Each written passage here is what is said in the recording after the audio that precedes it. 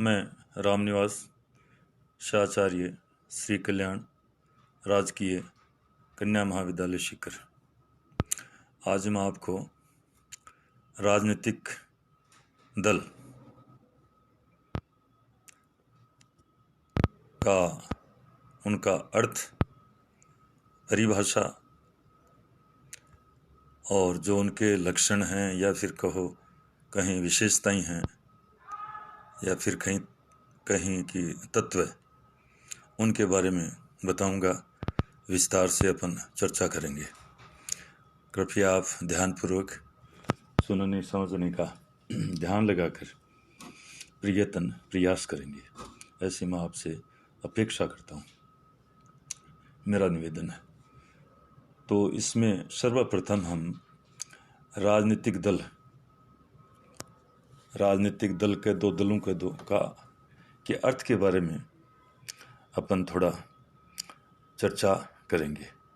तो इसमें राजनीतिक दल से हमारा अभिप्राय ऐसे व्यक्तियों के समूह से है जो कुछ समस्याओं के रूप में और उसके समाधान के संबंध में एकमत हैं और जिन्होंने सामान्य उद्देश्यों की प्राप्ति के लिए मिलकर वैध ढंग से काम करने का निश्चय कर लिया है।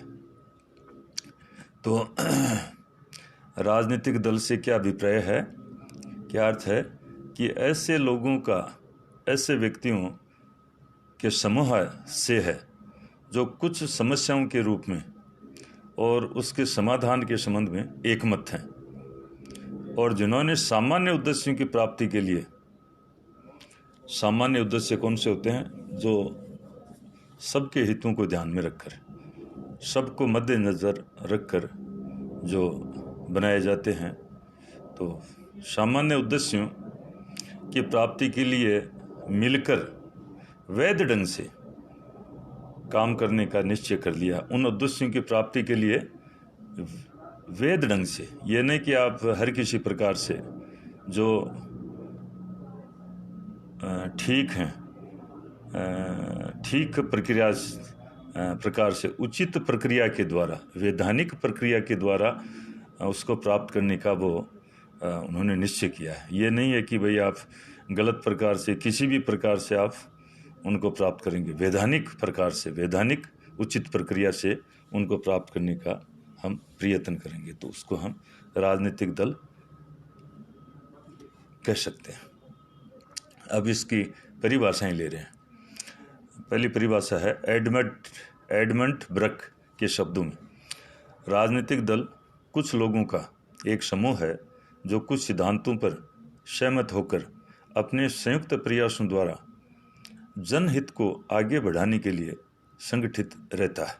ये एडमंड ब्रक साहब के शब्द, उन्होंने शब्दों में इस प्रकार से परिभाषित किया राजनीतिक दल को। एक दूसरे विद्वान हैं, चिंतक हैं, लीकॉक के अनुसार, लीकॉक साहब ने राजनीतिक दल के बारे में क्या कहा है कि राजनीतिक दल से हमारा अभिप्राय ऐसे नागरिकों के समुदाय से है जो एक राजनीतिक इकाई के रूप में कार्य करते हैं। सार्वजनिक प्रश्नों पर उनके विचार एक जैसे होते हैं।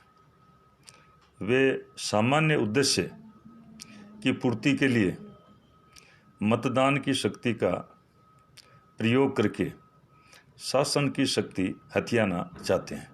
तो लीकॉक साहब ने भी राजनीतिक दल को देखो कितने सुंदर प्रकार से परिभाषित किया है कि ये ऐसे नागरिकों का समुदाय है जो एक राजनीतिक इकाई के रूप में कार्य करते हैं और सार्वजनिक प्रश्न, जो सार्वजनिक इश्यूज हैं, पर उनके विचार एक जैसे होते हैं और वो अपने सामान्य उद्देश्यों की पूर्ति के लिए मतदान की शक्ति का प्रयोग करके शासन की शक्ति हथियाना चाहते हैं।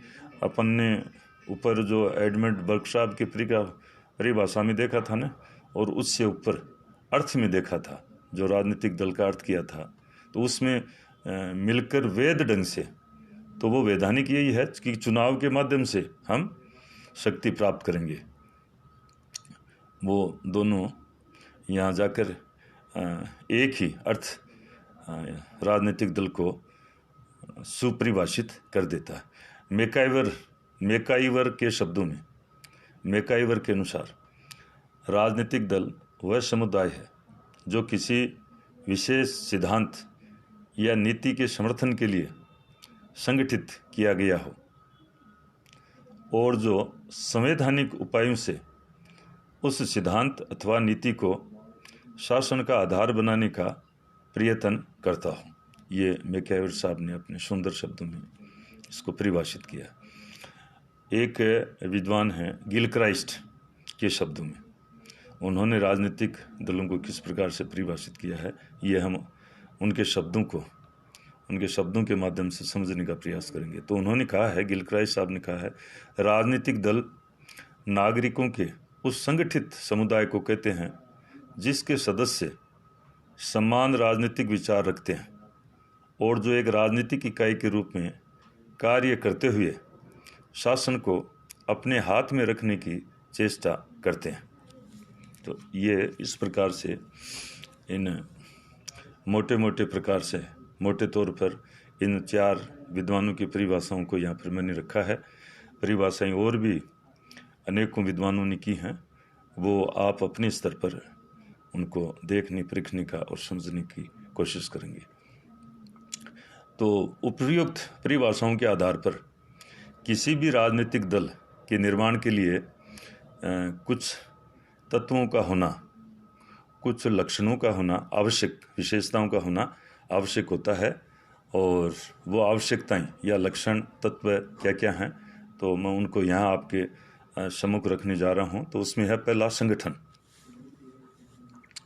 इसमें देखो, दल को मजबूत एवं स्थायी बनाने के लिए उसमें संगठन का होना अत्यंत आवश्यक है। संगठन से तात्पर्य है कि दल के कुछ अपने लिखित एवं अलिखित नियम, उपनियम, कार्यालय, पदाधिकारी आदि होने चाहिए। ये दल के सदस्यों को अनुशासित रखते हैं। संगठन के अभाव में दलीय अनुयायी एक बिखरी हुई भीड़ मात्र ही होंगे और वे अपने उद्देश्यों को पूरा नहीं कर पाएंगे। तो कोई भी राजनीतिक दल है, उसको हम राजनीतिक दल के रूप में कब कहेंगे, तो उसमें पहला उसका लक्षण है, विशेषता है कि उसका एक संगठन होना चाहिए। कोई भी पॉलिटिकल पार्टी है, उसका एक संगठन, और संगठन से तात्पर्य क्या है कि कोई भी दल हो, उसके कुछ नियम, उपनियम होते हैं, उनका कार्यालय होता है जहाँ वो बैठकर नीतियाँ बनाते हैं, और पदाधिकारी होते हैं, अध्यक्ष है, उपाध्यक्ष हैं, मंत्री और इस प्रकार के संगठन में सचिव, तो वो पदाधिकारी होते हैं, ये होने चाहिए।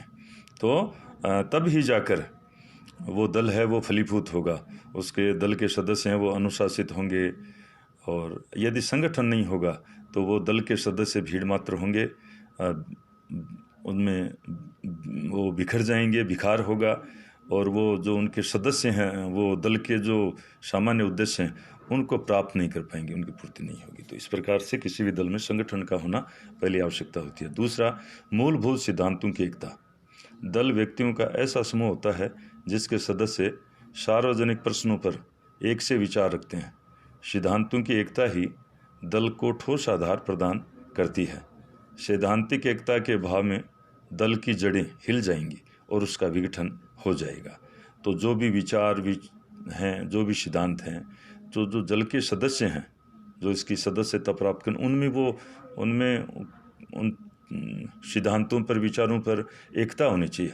हालांकि ये नहीं है कि सूक्ष्म एकता हो, पर कम से कम सामान्य बातों को लेकर उसमें कार्य प्रणाली है और भी है, संघर्ष को लेकर एक सामान्य एकता होनी चाहिए। सैद्धांतिक एकता के अभाव में दल की जड़ें हिल जाएंगी और उसका विघटन हो जाएगा। तो ये जरूरी है। संवैधानिक उपायों का प्रयोग।